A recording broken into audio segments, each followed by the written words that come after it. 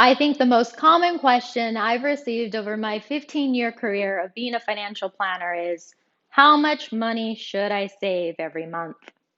Watch this episode and learn.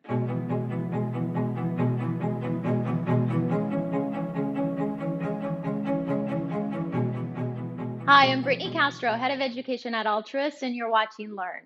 Okay, so I've been a certified financial planner for quite some time now, and I constantly hear the question of how much money should I be saving for my goals every month? And while, of course, there is no magic formula, there are some guiding points that you should use in your own financial life to determine if you're saving enough every month.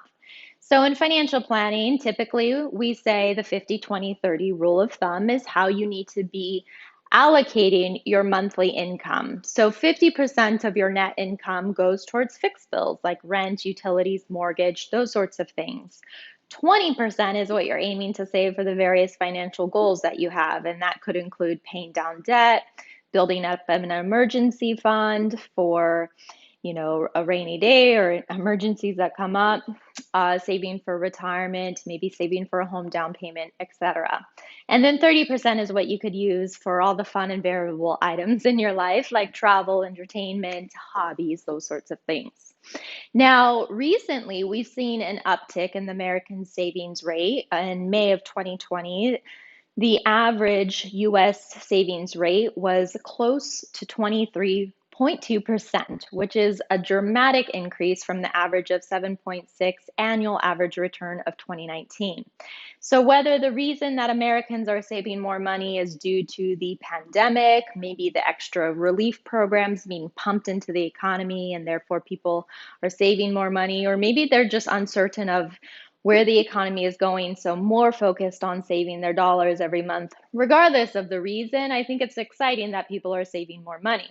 Now, you need to determine how much are you saving and is it enough? So look at your own monthly breakdown. Are you saving 20%? I think the first place you want to really look at are what are the financial goals that you want to save for. It's extremely hard to save for something if you don't know what that something is. So instead of maybe feeling bad or condemning yourself for not saving enough money, why don't you first start by focusing on what are the top three financial goals that you want to work on this year and define what those goals are out in more concrete dollar amounts. So maybe you want to build X amount of dollars into your emergency fund. So figure out what that dollar amount is, how long you want to take to build up that dollar amount, and then calculate it backwards so you can figure out how much money every month do you need to set aside in order to reach that goal. So you can do that with your cash cushion goal. You could do it with a home down payment goal. You can even look at retirement projections and work with an advisor to help you figure out that. So once you define what those goals are and the priority, then look at the numbers and say, okay, what does 20% actually look like in a dollar amount per month if I could do it? And how would I divide that to these top three goals that I want to focus on this year?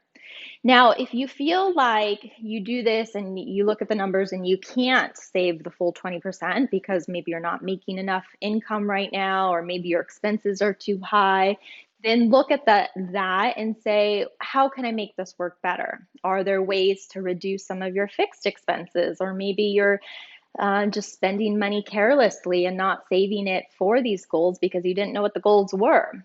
So look at it and ask yourself, what can you do to make these numbers work for you?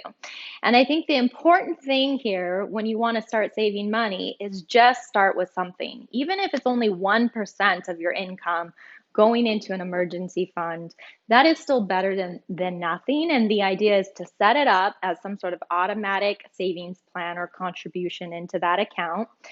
And then review every quarter, every year, look at the numbers again. Can you increase that? And ultimately, I think the idea is you want to increase it till you get to that healthy amount of saving 20% of your income per month, per year for these goals that you've determined.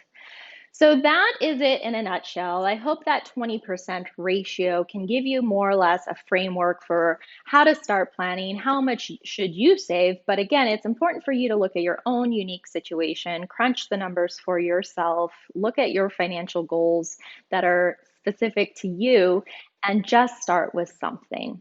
Something is always better than nothing. So, thanks for watching. Stay tuned for the next video. We're going to talk more about where to save your money. And in the meantime, subscribe at Altruist and check us out on Facebook so you can continue joining this money conversation. Thank you so much for watching. This is Learn. I'm Brittney Castro, and I'll see you next time.